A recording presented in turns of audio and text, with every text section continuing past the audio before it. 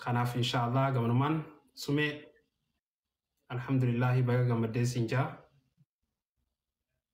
Bagu walumaan gammanne.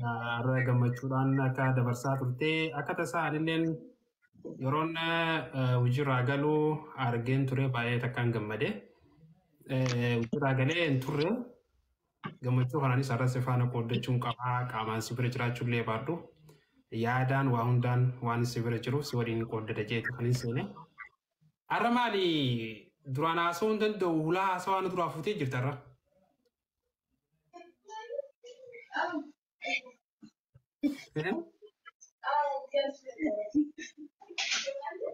Har'a naafillee bakka fide bakka bu'aatoo lamaan keenya bakka baasaa. Ada gaafiin dhukkee sirraa kaasuu dhufee jira laal qophaa'ee. Teer inshaallah. Sinin mararu.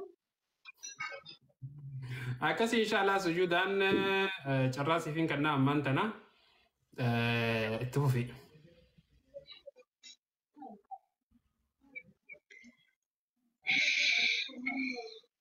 Maal dubbadhu laatare? Nadhiisne. Maalan beeka? Duraan dursee assalaamu alaikum warahmatullahi wabarakatuh. Jalqaba irratti alhamdulillah rabbil alamin rabbiin haa galatoomu. Maaliif jalqaba irratti alhamdulillah rabbiin islaamummaa naaf kenne.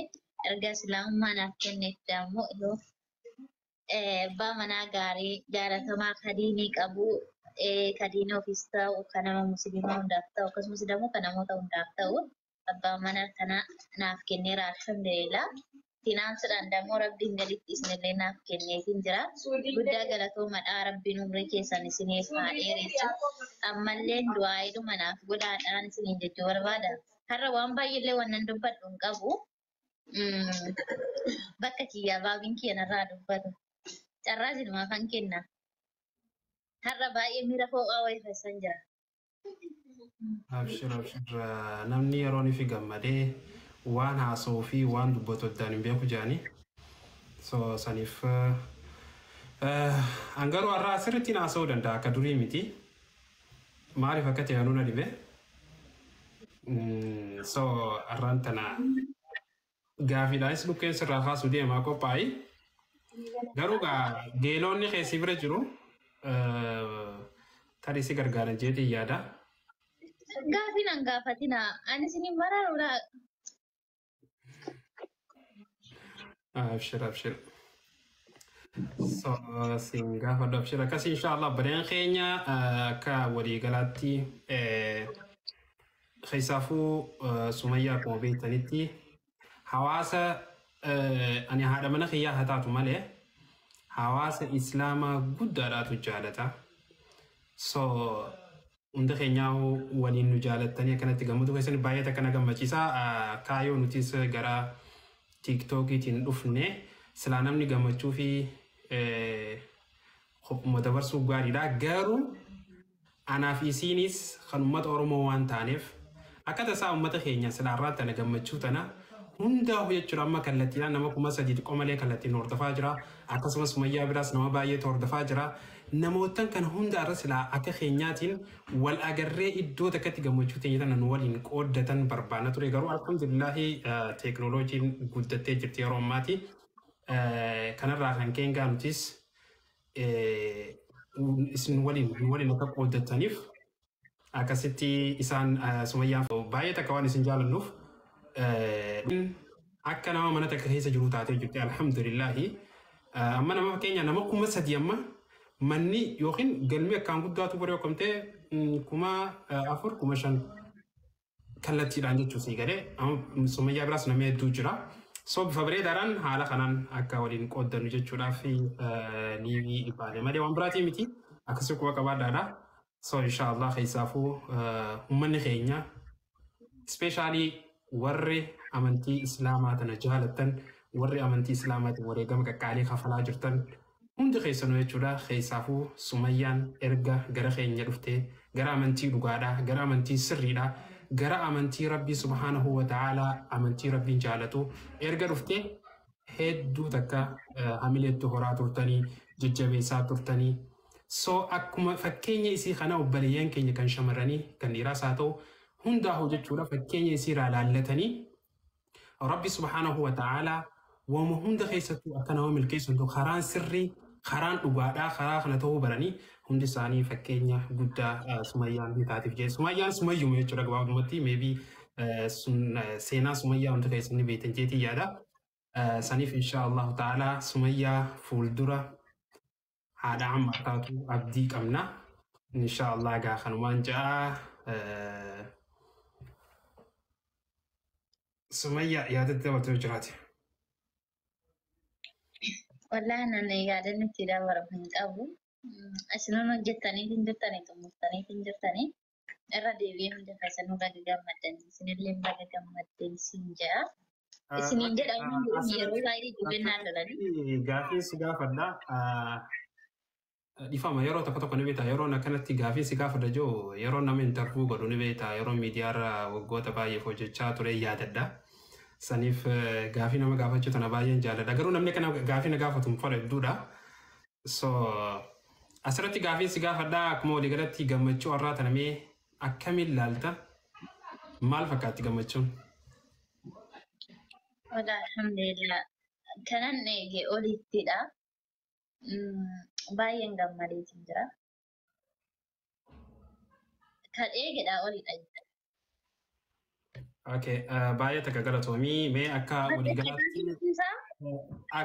waliigalaatti wanni isin jechuu barbaadu shamarran keenyaaf obboleeyyan keenyaaf dhaamsa dhaamtu akka obbolummaatti mee jiraatee gamanumaan carraa si hanneetiin jira.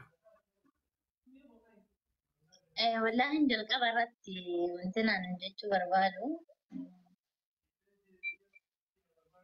tarii beekaa baay'eetu jira.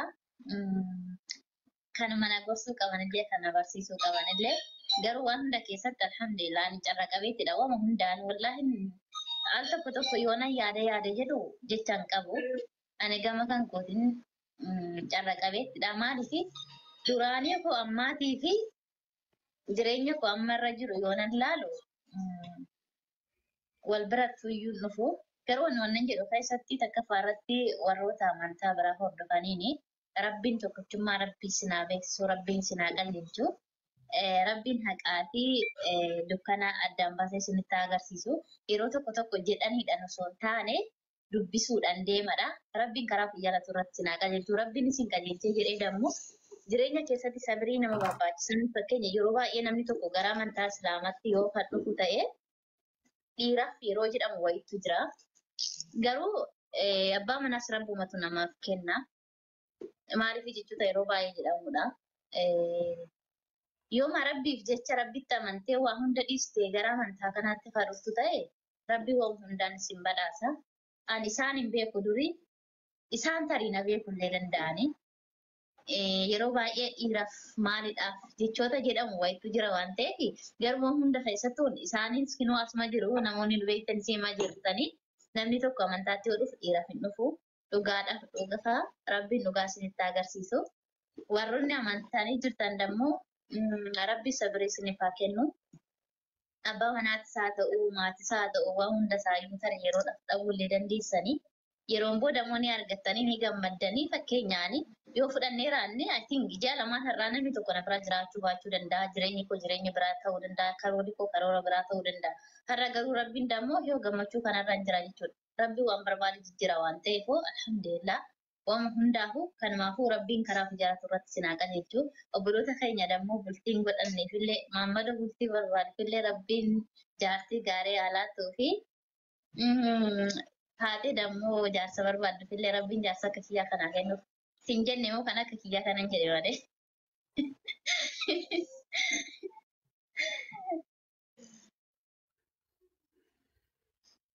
Hayati fufa. Okay. Nuti halalan buku godhadhaa jechuun barbaade. Itti fufa. Okay, baay'ee takka galatoomii mee akka gara biraatiin gaarraan tanaa keessaafuu Sumayyaan fakkeenya dubartoota baay'eetiif akka taatu abdii qabnaa. Keessaafuu jechuudha TikTok irratti an kaniin yeroo dheeraa hojjechaa ture ammallee fuulduraaf sagantaa qabnu sagantaa halaal taayilantii dorgommii quraanaa dorgommii walaloo dorgommii nashiidaati ture garuu erga gara atileen dhufte booda erga naafati tokko taa'anneeti qabdu maalime? Daran kan duraan irra jirtutti inshallah rabbi yoo jedhe isiniin cimsa. Ittuma fufa akka duraan caalaa raayyuu cimtanii argamtan jechuudha. Oromoon maal jedhanii beektaa hoolaan abbaa gaarii qabu dumaala kaayarra fa'aa jedhanii jechuun gaa makmaas keessaaf Oromoon haasawaa hunda keessatti ni beektaa makmaaksaan waa hundaa waliif ibsiti. So saniif inshallah keessaafuu warroottan halaal taayilantii gara keessaatiin nagaafachaa jirtan bilbiltanii inshallah yeroo dhiyootti akka eegallu gamumaan abdii inshallah abdii akka warroottan isin hubachiisna. Inshallah saniif gaa akka waliigalaatti sagantaan keenya kana fakkaata. Haasawaan dhukkeen irraa kaastee kabajan Sumayyaa. Sanii gaafii hoo jedheera. Kanaaf tapha keessan itti fufaadha. Tapharraa isin dhaabuu biyyaaf na of kolchaadha. Akkas jaaniimi? Rakkoon qabu of kalaas ni jenna. Waan biraa waan hin jettan waan nu dhaamtan hin qabdan hin ustaas. Wallahi wanni jiru wanni biraa dhaamsiin qabu hin jiru. Akka waliigalaatti keessaaf uummata keenyaaf hundi keessanuu haala hanga addunyaarra jirta jechuudha. Waan